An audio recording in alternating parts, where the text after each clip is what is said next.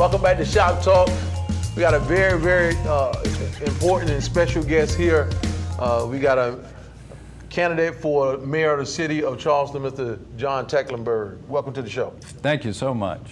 So, you know, we got a topic and we're going to dive into that, but we really want to hear a little bit about you and why you're running and what you stand for.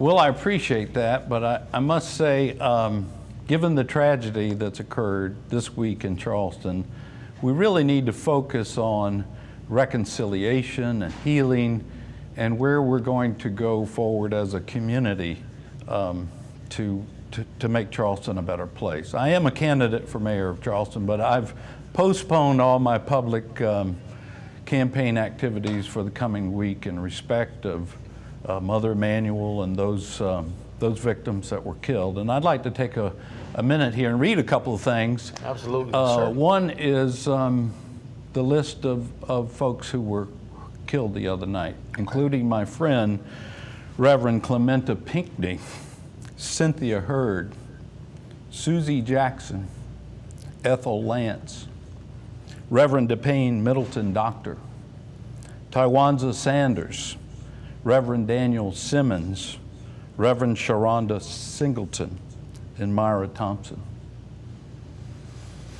They're in our prayers, and our whole community and even our world is coming together to honor them and to help our community and our world come to peace and reconciliation.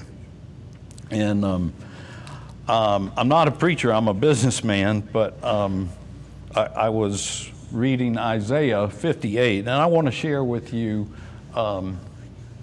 this is a passage where Isaiah is speaking to the people of God about what kind of fasting should occur, and maybe we could take these words to heart and what kind of fasting we as a people should consider going forward. I know it by heart, man. I know it by heart. Come on. Is not this the kind of fasting I have chosen to loose the chains of injustice and untie the cords of the yoke, to set the oppressed free and break every yoke?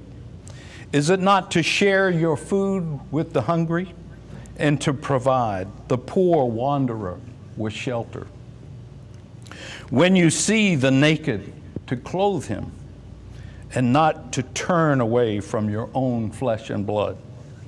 Then your light will break forth like the dawn, and your healing will quickly appear.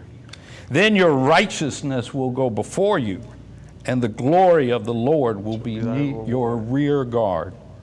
Then you will call, and the Lord will answer. You will cry for help, and he will say, "Here am I."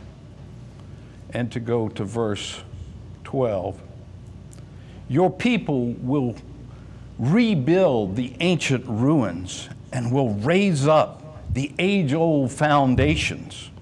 You will be called repairer of broken walls, restorer of streets with dwellings. And I pray that this tragic incident will lead to a restoration, not only for Charleston, but to bridge that racial divide that has been a history of our world and our community.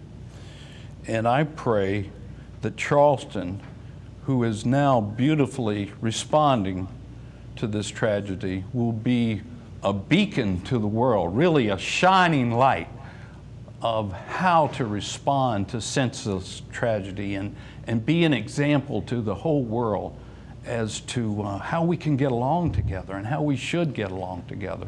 Charleston can be that leader, not just for our city and state, but our whole world, and that's a vision I have for our city going forward. Okay. Well, thank you for that passage. And, you know, in light of what has happened, this is truly an opportunity for the city. It is an opportunity for us. We can't take the tragedy back, but now we do have an opportunity to show, as you said, the entire world on how we're going to respond and what we do going forward and to, as you said, repair the breach. Amen. And restore the path to be united. This can unite everyone. That's right. Yeah. Absolutely. Well, and a lot of a lot of good comes out of a lot of bad, and sometimes this is what we do, and this is how we should respond. So, Reverend Senator Pinckney, we had some time to spend with him. We did an event at his church. We thought he was just, we walked away thinking he was just an amazing person. What a loving man he was. Very, very welcoming. And along with it was at his church, and his congregation was very welcoming to us. So we felt that on a personal basis. And he had this beautiful, deep voice, and he was such a imposing man in one sense, because he was a big man. Yes. But he was so gentle in spirit, and you never walked away from him without having a kind word and a sense of peace and love. I mean, he was an incredible man. Yeah, definitely what a tragedy, and our heart goes and prayers go out to really all of the victims, friends, family, and friends of the church and the community. So absolutely, like I said, we felt it on a personal level, and having spent some time with them, and thought that he and his congregation, his wife, wonderful people, and they really took us in as though we were their own. And I remember we walked away, and he was supposed to come on the show. We just never really put it together, and definitely regret that. But we want to move forward now and see what we could do about really tying the community together and bringing the community together and staying together. And I like what Michael said. It does start. We do need to respect, because we do have cultural differences. You know, we do. There are biases that we have that are built in. There are always going to be prejudices. All prejudice is not bad prejudice. Some is just if I have to make a decision. A lot of times we choose commonality and familiarity. Yeah. And there's nothing wrong with that. But we need to step outside of that comfort zone and understand other cultures and respect their cultures, and then talk about the things that we have that are in common, that we have that what we have in common is I grew up with that passage. I could recite it, verbatim. Right. We have that in common. Yeah, absolutely.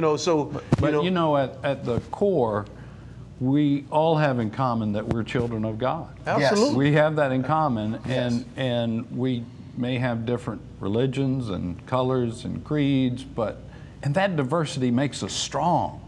It shouldn't weaken us. It should make us really strong. Absolutely. That's right. That's what makes it sweet. It's different. That's the beautiful thing. And every culture and every all that diversity brought a lot to this city, a lot to this country. Yes. And if you took any one away, then you would be also taking all the achievements and all the things that they gave to the society. Let me just close and say that this young man, this murderer, brought this hate to the wrong city.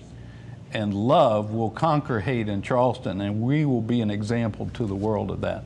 And I view that as a beautiful thing. All right. Let the church say good luck on your mayoral run. Thank you.